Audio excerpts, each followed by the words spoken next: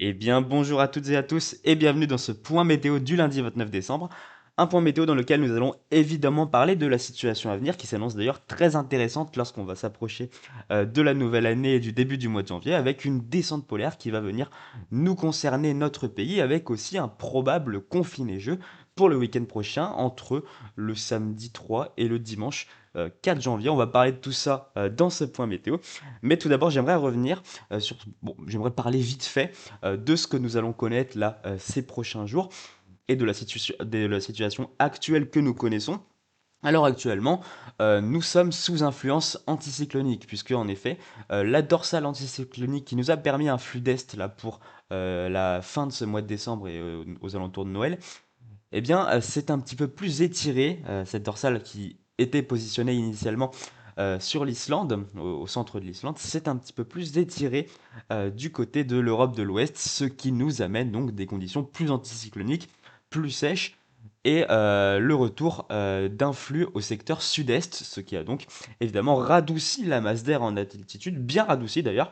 On atteint là actuellement en ce lundi 29 décembre, les 8 degrés à 850 hectopascales, donc la masse d'air en altitude s'est bien radoucie, mais pas les températures au sol. Là, par contre, il y a une grosse différence entre température au sol et température de la masse d'air. On va plutôt passer sur le pays en entier, puisque en effet, là, ce matin et puis les matinées précédentes, nous avons connu des fortes gelées, notamment du côté du nord-est, des fortes gelées le matin, avec même -10 qui a été atteint du côté du sud de la Lorraine. Mais voilà, donc des températures bien fraîches, bien froides sur tout le pays, hein. On est dans une situation à froide basse-couche actuellement, puisqu'en effet, anticyclone d'hiver ne rime pas forcément avec beau temps, mais plutôt avec brouillard, surtout le matin, et puis même des brouillards qui n'arrivent pas, on a des brouillards qui n'arrivent pas à se dissiper l'après-midi, ce qui fait que, notamment sur les régions centrales, on a des températures qui peinent à monter, hein, qui peinent même à dégeler, puisque hier, du côté de mon secteur dans la Loire du côté de Saint-Étienne, j'ai eu -2 degrés au maximum de la journée. Donc, donc voilà, des journées sans dégel qui sont aussi actuellement atteintes, alors qu'on a une masse d'air beaucoup plus douce en altitude. Et par contre, du côté de la moitié sud, là, les températures, les brouillards se dissipent et les températures bondissent en effet. Donc voilà. Et puis pour la suite, prochainement, on va avoir cette situation-là pour aujourd'hui, demain, mardi 30 décembre, cette situation qui va perdurer avec donc cet après-midi des températures qui vont peiner à dégeler sur une grosse moitié nord, voire même pas de dégel du tout, hein, par exemple là dans le Val-de-Saône, et globalement sur une large moitié nord, des températures qui seront comprises entre 1-2 degrés au maximum de l'après-midi, peut-être un petit peu plus si on s'approche de la Bretagne ou des Hauts-de-France. Par contre, dans la moitié sud, là, pas de souci, les températures, les 10 degrés seront facilement atteints sur une grosse moitié surtout, allez, surtout sur une moitié sud-ouest, sur un quart sud-ouest, pardon. Mais voilà, on aura des températures qui vont facilement grimper et la nuit prochaine, voilà, on aura toujours des fortes gelées du côté des régions centrales. Pour la journée de demain, peut-être pas de dégel non plus hein, du côté des régions centrales. Enfin, on a cette situation qui va perdurer sous froid de basse-couche, sous des brouillards tenaces, hein, puisque si on regarde la nébulosité, hop, alors la couche nébulosité, j'aime bien voir comme ça. Voilà, on voit les brouillards du matin du côté des régions centrales, des brouillards tenaces en Val-de-Saône ou au sud de la région centre, par exemple, euh, ce qui fait qu'on n'a pas ou peu de dégel du côté de ces régions-là. Et puis pareil hein, pour demain, des brouillards voilà, assez fréquents sur les régions centrales jusqu'au nord et puis aussi sur un large quart sud-ouest, des brouillards qui devraient ensuite se dissiper, mais qui pourraient rester tenaces à certains endroits. Bon, ensuite, cette situation qui va perdurer jusqu'au début du mois de janvier. Mais il va y avoir un petit peu de changement, notamment à partir du 30, où on va avoir là un petit affaissement de l'anticyclone.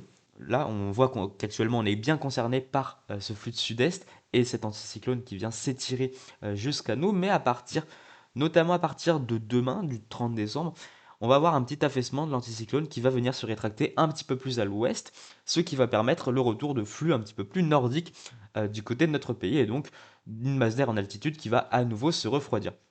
Alors ça sera pas énorme hein, ce qui sera à attendre, mais quand même on aura une masse d'air bien froide qui pourrait atteindre les -4, -6 degrés, mais ça sera plus trop restreint du côté de la moitié nord, voire jusqu'à l'est. Ce sera les régions du nord et de l'est qui seront concernées par cette masse d'air plus froide, là où au sud-ouest, on aura encore la persistance d'une masse d'air plus douce, et puis pour un petit moment, masse d'air aussi qui va peut-être rebondir un petit peu plus euh, par la suite, mais on va parler de tout ça juste après. Et donc, on a cette masse d'air plus froide qui va revenir en altitude, mais au sol, vu qu'on est actuellement sous froide basse couche, et ben, il va pas y avoir beaucoup de changements. On va pas avoir un ressenti qui va changer, bien qu'une masse d'air plus froide va gagner l'altitude.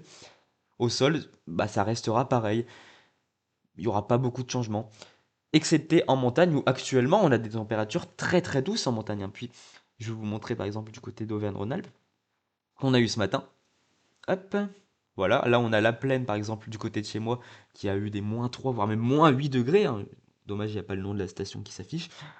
Et par contre, donc là c'est le secteur de la plaine où on a des fortes gelées, et en montagne, voilà, plutôt du 4-5 degrés au réveil par exemple. Donc on a une masse d'air beaucoup plus douce en montagne, et puis bah, c'est normal, hein, on a une situation d'inversion thermique. Pareil du côté des Alpes, où on a des températures bien plus douces en altitude, plutôt que dans les vallées où on a des brouillards et des températures bien plus fraîches. Donc le seul changement, j'ai envie de dire, ça sera plutôt en montagne, où il va y avoir un véritable changement, ou surtout sur les massifs du nord-est, Vosges, Jura, le nord du Massif central et le nord des Alpes, on va avoir à nouveau, à partir du 30-31 décembre, des températures plus fraîches.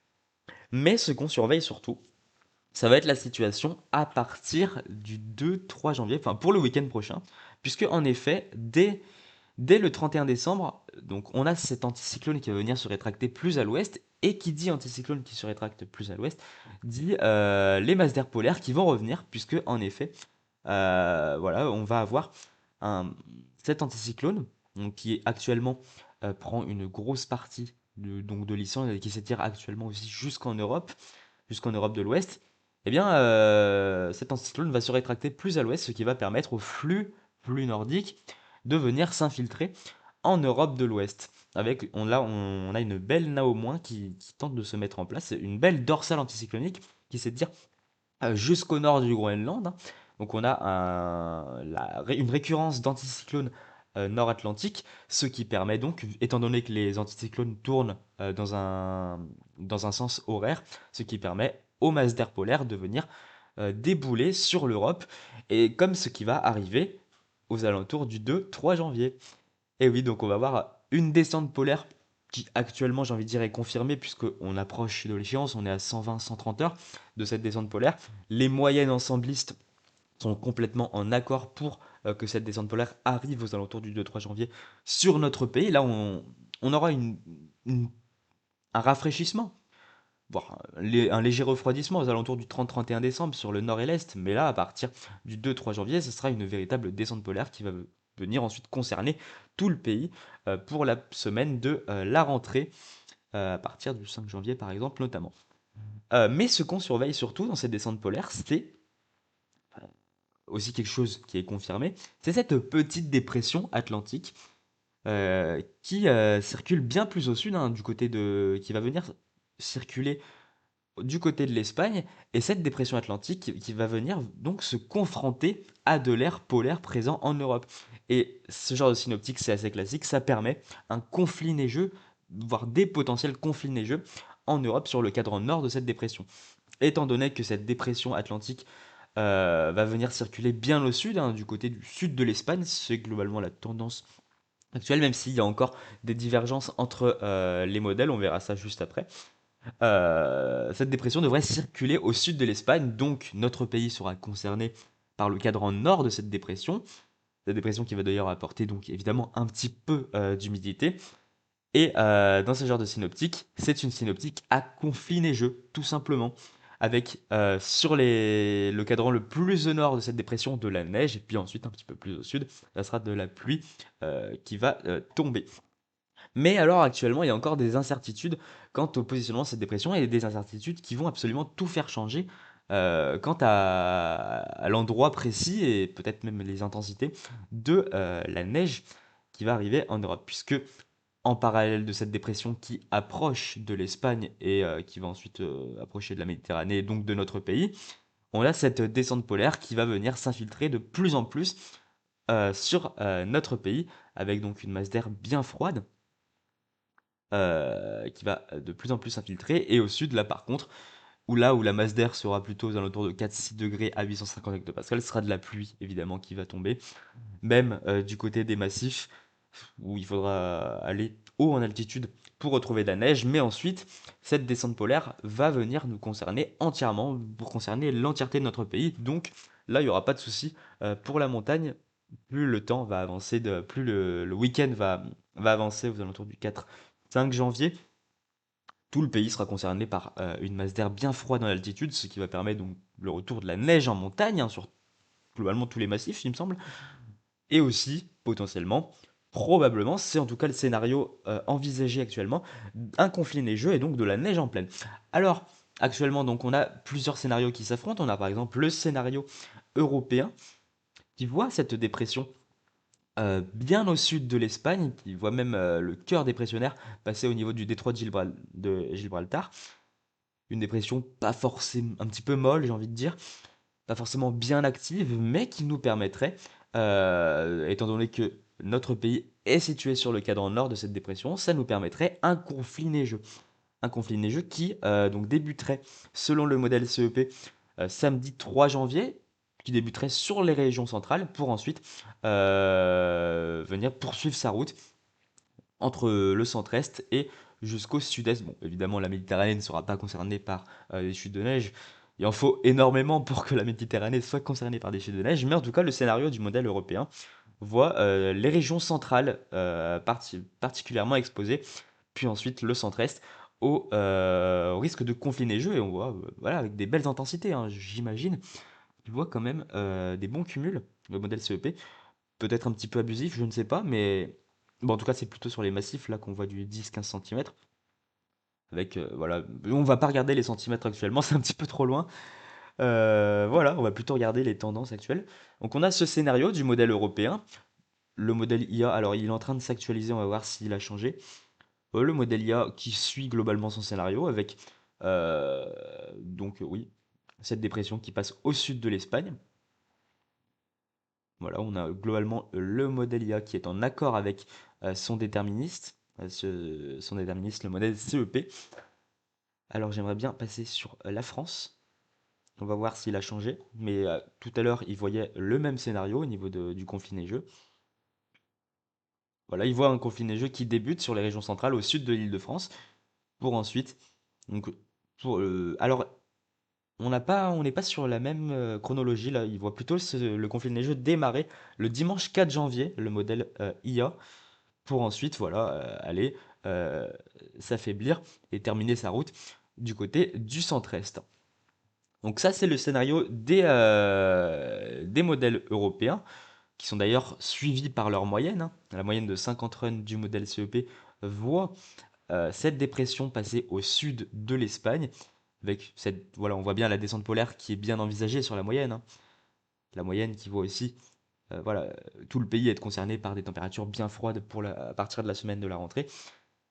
Et donc, il n'y aura pas de souci au niveau du conflit neigeux pour avoir de la neige jusqu'en pleine pour le week-end prochain. Voilà, donc ça c'est la moyenne du modèle CEP qui donc suit son déterministe. Il me semble que c'est idem pour le modèle IA de CEP, voilà, qui voit. Alors peut-être un petit peu plus au nord, la dépression, il a un petit peu plus de mal à cerner son emplacement exact. Le modèle, l'ensembliste du modèle IA, qui voit peut-être le cœur dépressionnaire plutôt passer au niveau de la moitié sud de l'Espagne plutôt qu'au niveau du détroit de Gibraltar. Et on a d'un autre côté les modèles américains qui voient un scénario assez différent, même plus propice à un conflit neigeux de forte intensité sur notre pays, puisque en effet, on a le modèle GFS par exemple, qui voit donc cette dépression déjà un petit peu plus active et qui voit aussi un étirement de cette dépression et du cœur dépressionnaire. Enfin, qui voit le cœur dépressionnaire passer plutôt au niveau du centre de l'Espagne avec un possible étirement jusqu'en France de la dépression, ce qui permettrait donc en même temps, ce qui permettrait à cette dépression de venir directement se confronter euh, à la masse d'air polaire. Ce qui permettrait donc un conflit neigeux de plus grande importance. Regardez par exemple euh, ce que voit le modèle GFS et qui voit du coup cette dépression passer plus au nord, forcément les régions centrales, enfin qu'est-ce que je dis les régions, ce sera plutôt les régions plus au nord qui seront concernées par le conflit neigeux selon le modèle GFS avec de fortes intensités. Voilà, qui voit. Voilà le modèle GFS, ce qui voit. Donc une grosse, j'ai envie de dire presque quasiment l'intégralité de la moitié nord qui sera concernée par des chutes de neige selon le modèle GFS pour le samedi 3 janvier. Et puis ensuite, avec des fortes intensités, hein, aussi l'Île-de-France, attention les Parisiens, vous allez tous mourir. Oh là là, il va y avoir 2 centimètres de neige. Oh là là. Donc voilà, une grosse moitié nord, une large moitié nord qui sera concernée. Et puis ensuite, cette dépression, cette perturbation neigeuse, ce conflit neigeux qui se décalera plus à l'est, plus au niveau du centre-est, selon le modèle GFS. J'ai pas regardé les hauteurs de neige qu'ils voient. Oula, oula, oula, mais calme-toi là. Qu'est-ce que c'est que ça? Tu vois 30 centimètres du côté de la Champagne-Ardenne et de la Lorraine. D'accord, modèle GFS, d'accord. On va te laisser dans ton délire. Voilà, le modèle IA de GFS qui suit aussi son scénario. Alors on peut pas voir précisément la neige, mais la synoptique est la même. Voilà, avec un étirement de la dépression qui viendra donc se confronter directement avec la masse d'air polaire.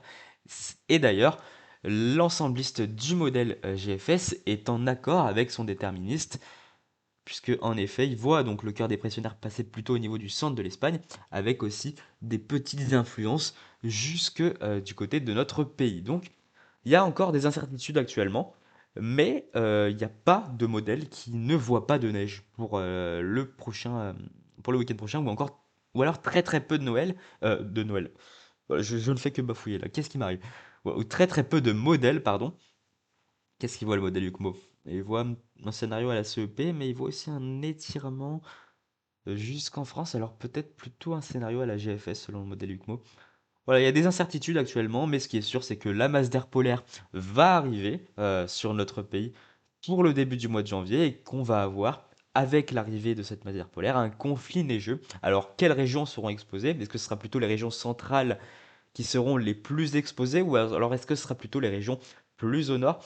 Il y a encore des incertitudes. Il va falloir affiner tout ça au fur et à mesure que les jours passent. Là, d'ici 2-3 jours, on saura, avec la sortie des modèles à machine, où va se produire ce conflit neigeux. Alors, le modèle UCMO qui voit plutôt comme les modèles européens finalement, avec des très bonnes intensités là du côté des régions centrales, hein. Et donc, ça serait parfait pour moi, ça, pour chez moi. Bon, en tout cas, on reparlera de tout ça dans un prochain point météo, je pense. Parce que là, la situation est quand même très, très, très intéressante à surveiller. Et puis pour la suite du mois de janvier, et bah actuellement, bah, c'est le froid qui domine, hein, c'est le froid qui veut rester, selon les ensemblistes aussi.